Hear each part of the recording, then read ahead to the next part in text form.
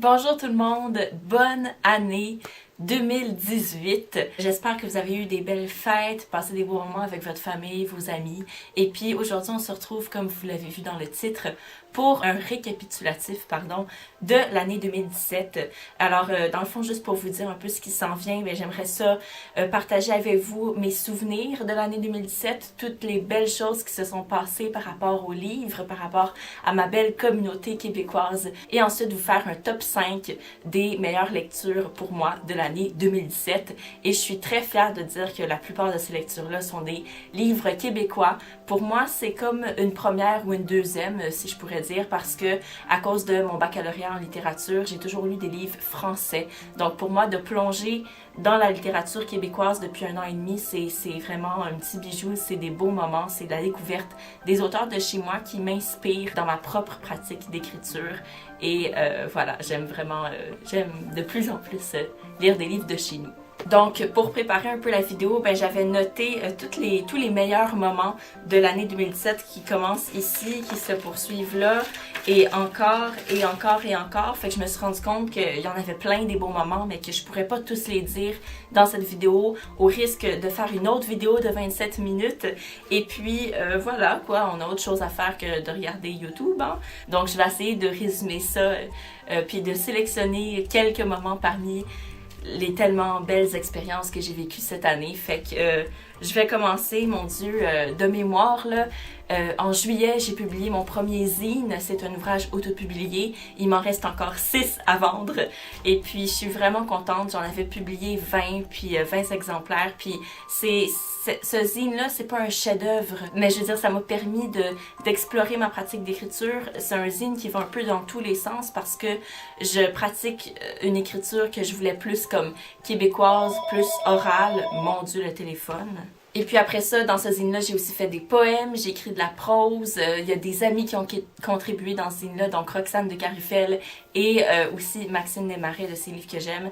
Je veux dire, je suis vraiment fière juste de qu'est-ce que j'ai accompli, puis de comment ça a fait avancer ma réflexion dans ma découverte de moi, dans mon écriture.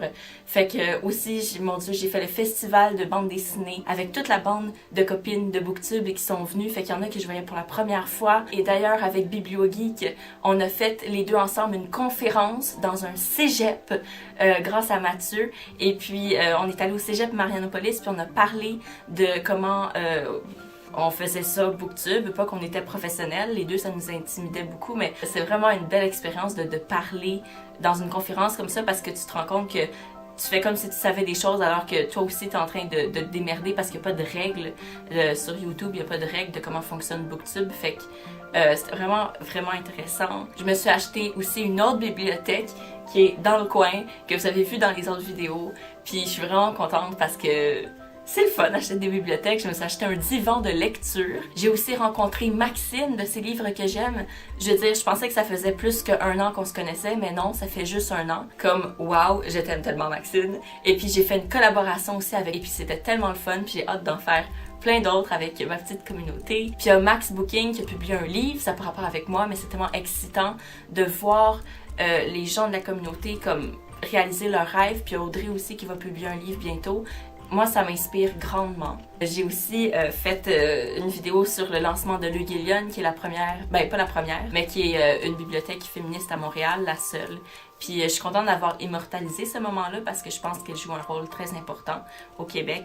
Et puis là, je suis en train de regarder mes feuilles. Très important, voir que j'ai oublié de dire ça. J'ai eu, mon Dieu, une petite place dans l'émission radio Les Herbes Folles. Je suis rentrée là en septembre dernier ou pendant l'été, en juillet. C'est comme une des plus belles choses que j'ai faites en 2017, c'est d'entrer dans cette équipe-là. Les filles sont tellement intelligentes puis tellement passionnées. C'est tellement le fun d'être dans cette équipe-là, puis c'est stimulant. C'est une des plus belles choses que j'ai faites en 2017. C'est de faire Les Herbes Folles à la radio. Je regrette tellement pas, puis j'ai hâte de continuer. Ça recommence le 9 janvier, je pense. Je suis tellement excitée. Et finalement, les dernières choses, ça fait 3 ans, j'ai atteint les 3 ans en juillet. Il y a beaucoup de choses qui se passent en juillet, hein, finalement, pour moi. Fait qu'en juillet, j'ai atteint les 3 ans de vie de la chaîne. Fait que ça, bravo moi. Puis cet été, un peu pour célébrer ça, puis célébrer mon anniversaire très en avance parce que c'est en septembre, je me suis acheté une machine à écrire, puis genre une vraie là, comme vieille, puis il faut que tu tapes, puis ça fait du bruit, puis ça fait peur à mon chien, puis il faut que tu achètes de l'encre, puis elle est fonctionnelle. Question chiffres ou réussite de chiffres, je suis presque à 500 abonnés sur Instagram, fait que merci beaucoup. Puis sur la chaîne, on est rendu à 915 abonnés.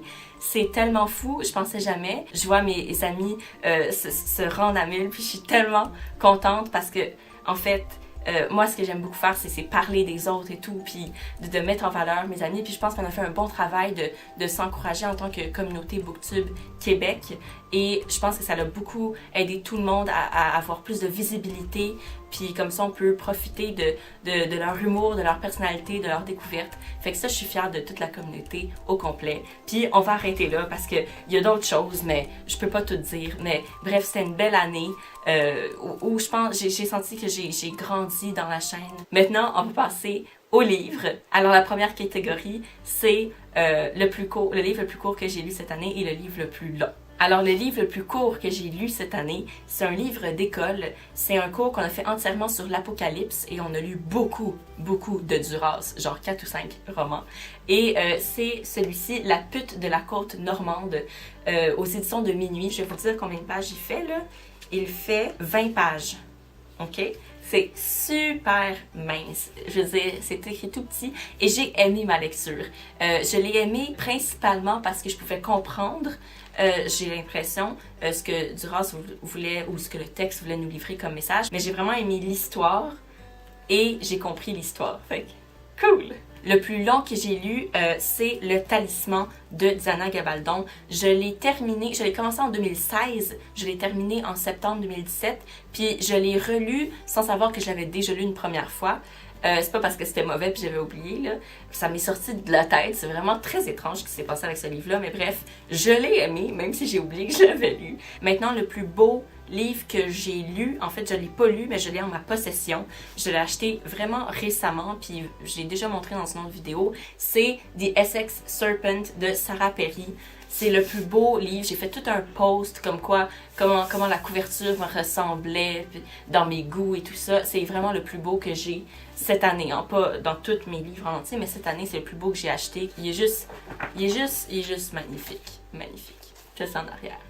Pour le top 5 de mes meilleures lectures, alors je suis très satisfaite de constater que j'ai 4 genres différents comme de livres. C'est pas tous des romans, puis c'est super diversifié, puis j'en suis extrêmement fière, comme je viens de le dire. Fait que on va pas y aller en ordre de préférence, là, on va y aller en ordre de comment je les ai empilés. Fait que, petit aperçu. Fait que le premier, c'est Chasse aux licornes, que j'étais certaine d'avoir lu en 2016, mais je l'ai vraiment lu cette année, cet été même. Et puis, c'est le premier recueil de poésie de Baron Marc-André Lévesque, et c'est un de mes préférés. Je veux dire, ça s'en va dans tous les sens niveau carnavalesque. On parle de dragons, on parle de danse, de tango. Ouais, ça j'ai vraiment connecté avec lui. Il y a beaucoup de dérision, d'ironie. Probablement mon recueil de poésie préféré avec d'autres. Mais lui, c'est une coche au-dessus. Ensuite, un essai, fait que là on est rendu au deuxième genre déjà. C'est un essai écrit en anglais, c'est The Hatred of Poetry de Ben Lerner que j'ai découvert quand, pour la première fois cette année, je suis allée visiter la librairie Drown and Quarterly à Montréal. Et ça, c'est un essai avec lequel je suis tout de suite tombée en amour superficiellement en le voyant. Il est vert, il parle de poésie. J'ai commencé à lire beaucoup de poésie cette année à cause de la radio. Fait que la radio ne m'apporte que des belles choses. Et puis, j'ai aimé cet essai-là parce que lire en anglais, surtout un essai, c'est un défi de plus pour moi parce que c'est pas ma langue maternelle. Mais c'était super clair. Il y a beaucoup d'exemples, c'est imagé. Puis cette théorie-là de la haine de la poésie, et la théorie qui est que dans le fond on l'aime, puis que c'est bien d'haïr la poésie, puis pourquoi est-ce qu'on l'haït, puis pourquoi est-ce que la poésie c'est merveilleux, puis qu'on lui en demande trop des fois par rapport à ce qu'on demanderait comme expectations au roman. Désolée de mes mots en anglais, parce que tu sais, ça m'a illuminée, j'ai vraiment aimé cette lecture-là. Je l'ai lu en voyage parce que je suis allée en France, en Angleterre, puis je trouvais ça à propos de lire un essai en anglais sur la poésie en Angleterre.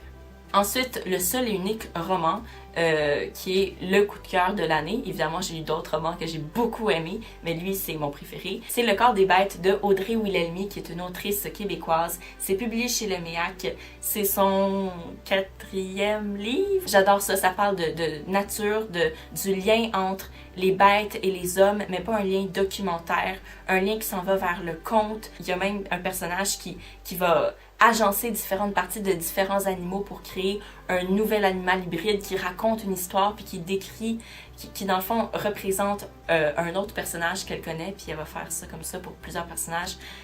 L'histoire est captivante parce qu'on dirait qu'on est dans le silence, mais en même temps ça crie d'histoire puis de mystère. J'ai tellement aimé ça, puis il y a de la brutalité puis il y a de la beauté en même temps. Vraiment, je vous le conseille un peu plus fortement. La première BD sur 2, qui est mon 4e livre du top 5, c'est For As Long As It Rains de Sviane. Parce que, eh bien oui les amis, c'est un livre québécois, mais je l'ai lu en anglais pour la première fois. Donc le titre en français, c'est Les Deuxièmes. Vous avez reconnu la couverture fort probablement. J'adore l'histoire à l'intérieur, je veux dire, c'est bien beau d'avoir des beaux dessins, mais quand, comme Sviane, on fait les dessins et le texte, il faut que le texte et le message soient poignants aussi. Et il n'y a pas un ou l'autre, comme le dessin ou le texte, qui est devenu meilleur au dépit. C'est quoi l'expression? Au dépit de l'autre ou au détriment de l'autre. Les deux facettes de cet ouvrage-là sont excellentes. Ce qu'elle dit, c'est tellement mature. J'ai l'impression qu'il faut tellement être intelligent puis mature pour avoir écrit cet ouvrage-là. C'est tellement bien pensé. J'adore ça, vraiment. Ça parle d'adultère, mais ça va comme au-delà de ça. Ça parle de musique aussi. Il y a des silences, ça parle de sexualité. Amazing. Finalement, ce 5e livre du top 5, qui n'est pas en ordre de préférence, c'est juste tout mélangé, je le rappelle, c'est Joséphine Baker, publié chez Casterman Écriture, et c'est fait par Catel et Bocquet. Pour ceux qui sont nouveaux sur la chaîne, j'adore Joséphine Baker. Ça fait depuis le début de l'existence de la chaîne que je parle de Joséphine Baker. C'est celle qui est la reine du twerking, celle qui a commencé ça. C'est une diva, c'est une entrepreneur, mais une personne détestable aussi à la fois parce qu'elle est diva. C'est une personne motivée, c'est une personne qui a lutté pour mon Dieu, l'égalité de toutes les ethnicités. C'est ça que je cherchais, les ethnicités humaines. C'est celle qui est à l'origine de la grande famille Jolly Pitt, avec tous les enfants adoptés. Ben, elle a fait la famille Arc-en-Ciel, où elle a adopté plein d'enfants, je pense plein de gars, puis genre 2 filles, pour bâtir sa famille de jeunes et prouver au monde que dans le fond, tous les humains sont faits pour s'entendre. Et là, c'est en bande dessinée. C'est en noir et blanc. Cette année, j'ai découvert le noir et blanc, puis vraiment, quand l'histoire est bonne, c'est pas grave. Puis des fois, tu as besoin que le dessin soit en noir et blanc pour te concentrer sur les mots. Fait que voilà, c'est ce qui conclut mon année 2017. J'aimerais vraiment savoir c'est quoi vos coups de cœur de l'année, si vous en avez un ou deux à me partager, que j'ai pas nommé ici parce que peut-être que je l'ai pas lu, puis que là, ça va pouvoir me guider dans mes prochaines lectures en 2018. Donc, je vais terminer la vidéo ici. Je vous souhaite des super belles nouvelles lectures de 2018, un super beau début d'année, beaucoup de succès, beaucoup de lectures, et on va se revoir dans une prochaine vidéo dans les prochains jours. Bye bye!